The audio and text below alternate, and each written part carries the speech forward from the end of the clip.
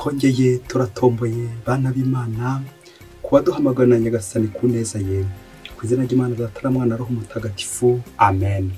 Amahoro bana b'Imana ni muhumure, Imana iradukunda ije kutugera neza kuri uyu wa gatanu w'icyumweru cya kabiri cya Adventi tariki 12 Ukuboza 2025. Dore amasomo agiye kuduhuza n'Imana. Isomo rya mbere nibyo mu gitabo cy'umuhanuzi Izayi umutwe wa 48 umurongo wa 17 kugeza kwa 19. Avuza cyuhoraho nyir'ubutagatifu wa Isiraheli uwagucunguye. Ninjye uhoraho Imana yawe ukwigisha ibikugirira akamaro nka kuyobora mu nzira unyuramo. Nyamara iyo ujya kwita ku mategeko yanjye, amahoro yawe aba asendereye nk'uruzi n'ubutungane bwawe ukamera nk'imivumba yo mu nyanja. Urubyaro rwawe rwari kuzangana nk'umusenyi, abagukomokaho bakangana nk'urusekabuye. Izina ryawe ntiryari kuzasibangana cyangwa se ngo ryibagirane imbere yanjye. Iryo ni ijambo ry'Imana. Zaburi ni ya mbere. Nyagasani ugukurikira azatunga urumuri rw'ubugingo. Hahirwa umuntu udakurikiza inama y'abagira nabi, akirinda inzira y'abanyabyaha, ahubwo agahimbazwa n'amategeko y'Uhoraho, akayazirikana umunsi n'ijoro. Ameze nk'igiti cyatewe uruhande rw'umugezi, kikera imbuto uko igihe kigeze, kandi amababi yacyo ntagire ubwo arabirana. Uwo muntu ibyo akora byose biramuhira. Naho kubagira nabi suko bigenda, bo bameze nk'umurama uhuhwa n'umuyaga, kuko Uhoraho yita ku nzira y'intungane, naho inzira y'abagira nabi ikagusha ruhabo. Nyagasani ugukurikira azatunga urumuri rw'ubugingo. Nyagasani Yesu nabane namwe. Amagambo mu ivaji ntagatifu kwanditswe na Matayo umutwe wa 11 umurongo 16 kugeza kwa 19. Muri icyo gihe Yesu abwira rubanda ati, mbese ab'iki gihe nabageranya n'abande? Bameze nk'abana bicaye ku bibuga, bagahamagara abandi bati, twavugije umwirongi maze ntimwabyina, duteye indirimbo z'amaganya ntimwarira. Koko rero Yohani yaje atarya atanywa, bati yahanzweho. Naho umwana w'umuntu aje atarya kandi anywa, bati ni igisambo, ni umusinzi, ni inshuti y'abasoresha n'abanyabyaha. Nyamara ubuhanga bw'Imana bwagaragajwe n'ibikorwa byayo. Iyo ni ivanjiri ntagatifu. Bayoboke b'Imana nimugira amahoro. Aha tugeze ni kuri buri munsi. Fungura buri munsi, ufungure buri munsi, ufungure abandi buri munsi. Ijambo ry'Imana buri munsi, ineza y'Imana buri munsi. Amasomo twateguriwe natwerekeza Nyagasani, gufungura Nyagasani imiryango kugira ngo yinjire. Ingingo remezo dufasha kuhimbaza no masomo iragira iti, ukunyurwa n'ukuri. Kunyurwa n'ukuri. Mu buzima dukunze kurarikira byinshi. Mu buzima dukunze gusabira byinshi. Ariko iyo twari tuzi ko ibi byose ari ukubikoresha kugira ngo bidufashe kwegera Imana, bikadufasha kugira ngo dutambuke hano ku isi ngaho tunyura nk'abagenzi bari kugana mu ijuru. Wakagomye nawe kunyurwa ukuri, ugashimishwa n'ubuzima ufite, ukanezerwa kubera Imana. Tuzaza gusanga ko muri ino si hari ba nta mushobora, ba nta muntoza, babandi bahora bivovota bivumbura, bakaza kubagira ko ubuzima nyakuri guhirwa ari ukunyurwa n'ukuri. Kunyurwa n'ukuri. Hari abahanga bigeze basesengura ibibazo biri ku isi, baravuga bati ikibazo kiri ku isi ntabwo ari uko abantu babuze icyo barya, ntabwo ari uko abantu babuze ibintu, ibyo bambara cyangwa ibyo barya, ahubwo ikibazo kiri ku isi nta nubwo ari ubukene, hari n'ubukire bukomeye, ahubwo ikibazo kiri ku isi ni uko gutanyurwa. Impamvu abantu bari kwicana ni ugutanyurwa. Impamvu ingeso z'ubusambanyi zikomeje kwiyongera ku isi ni ikibazo cyo gutanyurwa n'uko umuntu ameze. Impamvu kuroga biriho ni ikibazo cyo gutanyurwa n'uko umeze. Impamvu za ruswa zirushaho kwiyongera ni ugutanyurwa n'uko umeze. Impamvu intambara ziriho, intwaro za kirimbuzi, nuko abantu ntago bari kunyurwa uko bariho. Nta kunyurwa bikiriho. Nyagasani ajya gutambutsira isomo ry'uno munsi agira ngo aguhamagare. Umuntu uri gusabira ibintu by'abandi, akayavuga igira iti umugabo ngo nurya utwe, ni umugabo umwe ariko akarya n'utw'abandi. Umugabo umwe nurya utwe akarya n'utw'abandi. Nawe uruze kureba harya ubu ubuzima mfite ndabwishimiye, imirimo mfite, akazi mfite, uko ndiho ndabyakira nkabyishimira. Niba utanyuzwe rero nibwo tuzumva intambara, uri gushoza intambara. Niba utanyuzwe n'ukuri tuzumva uri kuroga, uri kwicana. Niba utanyuzwe n'ukuri uzohoga ku ngeso mbi, irangire koko Nyagasani abuze uko yagufata. Ab'iki gihe ntafata nde, uzaba umeze nyine nk'umwana. Mu isomo rya mbere turi kuzirikana, Imana iri guturega ko hari ibyo tutakoze kandi yari twizeye.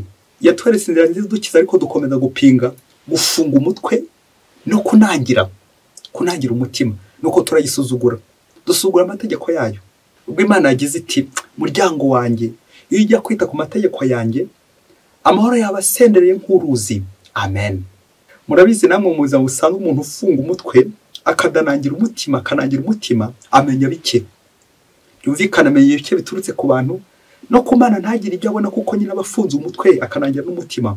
Ukwemera ko kuba guke nyine, abo rero niba nta mushobora, nta munoza, ntibindeba, ntacyo bimbwiye, ntago banyurwa bene abo bantu. Abo bose Nyagasani nabo batumye hati, yaba koko wafunguraga umutwe ukumvira ijwi ryanjye, wari kubugeze kuri. Uyu munsi naho mu Ivanjiri turumva Abayahudi Yesu ari kwibazaho uko yabafata abantu b'iki gihe, urimo nanjye ndimo, iki kinyejana, nabageranya n'abandi. Yesu agasubiza ati, n'abana. Murabizi namwe umwana usuzugura ababyeyi nta mugisha agira, abafite yiri umuvumo. Rya tegeko rya 4 mategeko y'Imana, urajye ubaha ababyeyi bawe. Nguko Nyagasani atwerekeza imbere imfuruka ebyiri. Hari imfuruka ya Yohani Batisa waje atarya atananywa, bamwita uwahanzweho. Yerekeza ko yaje yibabaza kugira ngo akangurire abantu y'abatisimo kwisubiraho, bisubireho. Burya ntawe ushaka kwisubiraho nyine atari uko abanje kubabara, ukababara kugira ngo babarirwe, ukababara kugira ngo ubone gutanga nyirawe imbabazi. Nguyo Yohani Batisa uruhande rumwe. Urundi ruhande ni urwa Yesu, yaje asabana agasangira n'indaya, abasoresha ibyo manzi, ati ni igisambo. Ibyo byose Yesu azana ibyishimo, ntitumwakire. Yohani Batisa akaza azanye imbabazi, ntitumwakire.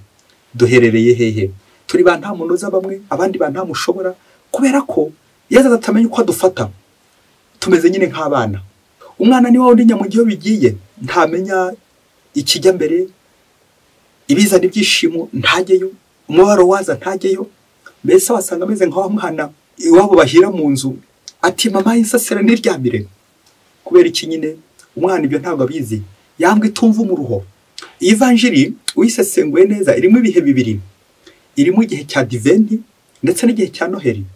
Yohani Batisa ndetse na Yesu, integuza ya Mesiya. Adventi y'igihe gitegura Noheli, Adventi y'igihe cyo kwisubira no gutegereza Mesiya, kirangwa cyane cyane no kwibabaza, tukaba twacika ku ngeso mbi za zindi zituma dutanyurwa.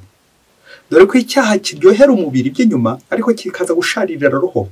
Rero bisaba kwigomwa, kwibabaza, kwitsinda, abstinence et mortification. Mbese tukabikora nka Yohani Batisa. Nuko Yohani Batisa ya Adventi agahamagara Noheli, bya byishimo tuzazanirwa na Mesiya Yesu Kristo. Yesu twibutse bya byishimo tuzagera mu ijuru. Alleluia, amen. Ku mukristo rero unyura muri ibihe byombi, akababara akabazwa n'icyaha afite, bimufasha kwishima, bimufasha kugera kuri Noheli, bimufasha kunyurwa, akanyurwa n'uko ari. Nuko rero tukakira Yesu nk'abantu bashima, tukamwirinda kumwakira nk'abivumbura, l'indifférence tukabyirinda. Natwe rero nyuma yo kuva Ivanjiri nditukajye tumera nk'abana, bityo tunyurwe nuko tumeze, bityo tunyurwe nuko turi, tunyurwe na duke dufite, tunyurwe n'ubuzima dufite, twe gusabira byinshi bya mirenge biza kudusandaza. Tubeho neza, tuberaho Nyagasani. Iki gihe cya Adventi twitegure neza amaza Nyagasani, utuzaniye ibyishimo, ducika ku ngeso mbi dufite, za zindi zituma tutakira Mesiya uko bikwiye. Mubyeyi ugezeho wibabaza, ugeze he? Wakira Mesiya wicuza, ureka ya ngeso mbi. Wasanga nawe atangiye kuba nta mushobora, nta munoza, ntibindeba, ntacyo bikubwiye. Umunsi umwe hiriye kure cyane muri Afurika, ngo abagabo babiri bari inshuti, Yohani na Paulo, ngo bari inshuti z'akadasohoka, bagakora n'umurimo w'ubucuruzi, ngo bacuruzaga amabuye y'agaciro, amabuye akomeye cyane za zahabu. Nuko ngo igihe kimwe kiza kugera, bya bindi ko Nyagasani yavuze rimwe bihita biba. Babaga mu gucuruza kwabo, baza kugera ahantu hari ikirundo cya zahabu. Neza neza barishima cyane, bazihambira mu mufuka vana bwangu, nuko bakomeza kuzirinda. Mu gihe cyaje kugera, ngo Paulo aza gutekereza ati koko ubu ngubu ndakize birarangiye, hasigaye ko Yohani mwereke inzira agomba kunyuramo, ubundi iyi zahabu nkayipfundika neza, ubundi nkayitwarira. Ubwo bombi bari bari kuyirinda, ngo nuko Yohani ngo aza gusinzira, gatozi karamutwara. Paulo agera cya ahita aramuhwanya, birangira bityo. ngo Pawulo amaze kumuhwanya arishima cyane kuntu ya zahabu agiye kwirya wenyine agiye gukira, kuko bagomba gufatikanya nyine. Amaze kumwirukana, amaze kumukura mu kibuga, amaze gutaha, Pawulo ari kwiruka atwaye ya zahabu wenyine. Wageze imbere ngo aratokorwa, agasimba kamujya mu maso. Kamaze kujya mu maso ahita ahuma, ayoberwa n'inzira. Wa mufuka wa zahabu yaratwaye ugwa hirya mu manga, naho Pawulo nawe uri kurwana k'agasimba kagiye mu jisho. Uzi ko Pawulo yahavuye bamutwaye mu maboko bamurandase. Yageze kwa muganga amaso yahumye, yageze kwa muganga atari kubona. Nuko mu gihe gito Pawulo ageze kwa muganga agerayo yahumye. Nuko mu gihe gito bagiye kumva ati Pawulo ati nukunanganaga, ubuzima buhita burangira ako kanya, ahita arapfa. Hagati aho kibaza ngo za zahabu we na mushuti we Yohani baramaze gusarura zizaribwa nande? Kumva Pawulo yishe Yohani amukubise, wenda bishoboke ko ari nk'umuhora amukubise. Hanyuma ko wumvise niki kimwishe we, niki kishe Pawulo? Pawulo birangira wishwe n'agasimba. Bayoboke b'Imana, Yesu Kristo akuzwe. Nicyo biti ndyarya, inshuti z'indyarya, yandyarya nyine ihimwa n'indyamirizi. Wowe wishe mugenzi wawe ukamwicisha intwari ikomeye cyane ya kirimbuzi, ariko se wazasanga ari agasimba ukazakwica. Bayoboke b'Imana, Yesu Kristo akuzwe. Muri no si hakunze kubera ibintu bisekeje pe. Ugafata intwaro za kirimbuzi nyinshi cyane, ugakubita kuri mugenzi wawe, ugakubita ku karere no hirya hino, ari ukazibayoba ko ushobora kuzicishwa n'agasimba gatagira inda n'umugongo. Urugero se niba ubihinyuza indwara wagize ngo ni agasimba kanagaragara, ni ka virusi utabasha no gufata, ariko se kica abantu bangaye? Kajya kwica abantu, ariko warisha abandi warabamaze, warabaruze, indwara za kirimbuzi n'ibindi byinshi cyane wagiye ukoresha, ukica abandi ukabamara, warangiza wowe ukazishwa n'agasimba. Kubera iki? Bwa buzima bwo gutanyurwa. Yaba Pawulo atarafite umutima nk'uyo gutanyurwa, akareka bagasangira na Yohani zahabu, ubuzima bwari kugenda neza, bagakira bakomeza kuba inshuti. Ariko kubera umutima wo kwikunda, kwikubira ubusambo, gusahura bitabuze, abuze umutima, none atangiye guhiga mugenzi wa mwica. Bayoboke b'Imana, turi mu gihe cya Adventi. Adventi, kwigorora, kwisukura. Reka dusoreze gutuntu dutatu tuza kongera kugukebura, nawe urebe uburyo uri guhimbaza Adventi, wakira Mesiya, wigana Yohani Batista, wicuza, ureka bwa bugome, ureka za ntwaro za kirimbuzi, ureka ya mihoro, maze ukazana amahoro, kuko Kristo n'umwami w'amahoro ugiye kuza. Icyambere, iyo uzanye intambara imeze nyine nk'imikino y'abana. Kera abana bakinaga umukino wo guterana amabuye. Nuko umwe agatera mugenzi w'amabuye, bagatera amabuye, bamwe kajya ku ruhande no ku rundi bagaterana amabuye, nuko abana kaza gutaha, bamwe bakomeretse, abandi bari kuva amaraso. Ngiye imikino nyine y'abana. Umuntu wese urwana burya ntataniye n'umwana.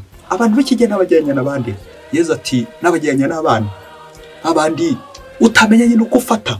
Umuntu urwana, umuntu uri gukina imikino y'abana, uwo n'umwana nyine. Kurwana, uhambara, ubwo n'ubwana. Nta muntu mukuru nyine urwana, harwana nyine abana, nibo baterana ibintu, nibo baterana amabuye, abo n'abana. Iyo bavuze umwana ntago gusa ari imyaka, ushobora kubona nyine uri umukuru, ariko ibitekerezo byari iby'abana, kubera iyo mirwano, kubera ayo maraso uri kumena, kubera ubwo burozi bwawe, kubera ibyo byose uri gukora bidakwiye, izo ngeso mbi, kwikiza abandi, kurimbura abandi. Ibyo byose nyine Yesu yagufata ate wowe? Arakubaza ikibazo ati nagufata nde uno munsi? Ko muntu ukitekereza nk'abana. Icya kabiri twazirikana, burya ingeso mbi yose irahombya, cyane cyane iyo waduka ingeso mbi zo kwica, kugira abandi nabi, kugambanira abandi. Usibye kuhomba, ugahombya abandi, ariko nawe ubihomberamo. Uko izina Yohani na Pawulo ubundi nta mazina amwe, Jean Paul, Yohani, Pawulo, ariko iyo washatse kubitandukanya, bashaka kujya kurwanya Yohani kandi uri Pawulo, birangira ubivunikiyemo. Nawe niba uri mu bapanga imigambi misha, umenye kuri guhombya abo ushinzwe, uri kubahombya, ariko nawe ejo n'ejo uzahomba. Nirinze kuvuga ko uzahombana, guhomboka bitabuze, ariko niho bishyira n'ubundi. Amaherezo y'umuntu wese ukora nabi nawe arangira nabi. Amaherezo y'umugambanyi nawe azapfa nyine agambaniwe. Amaherezo y'umugome azapfa nawe agira ubugome. Nguko birangira ba rubanda rugufi bahaguye, ba Yohani bahaguye, icya gatatu twasorezaho turasoreza mu rugo nibyo umuhanga yavuze ati niba uri umugabo n'umugore mukaza gushyamirana bikagera igihe mugera mu nkiko hanyuma sindarangiza hakaboneka utsinda undi muzandike kuri urwo rugo danger de mort kubera ko urugo atari urukiko ahubwo ari imbabazi igihe hazaboneka utsinda mugenzi we umwe agatsinda undi muri urwo rugo danger de mort uhegereye wapfa urwo rugo rwatangiye kugana kwa sekibi kuko urwo atari urukiko atari urubanza ahubwo imbabazi hahandi umwe ashobora kubabara akabaza mugenzi we ariko bakongera bakiyunga niyo mwagize icyapfa n'undi mubabarirane ngize imbabazi igomba kujya mu rugo naho iyo mutarabana nta mwana usaba imbabazi yavuga Kinyarwanda inagira iti nta mwana usya aravoma nta n'umwana usaba imbabazi abantu bakone basaba imbabazi bakiyunga bakoroherana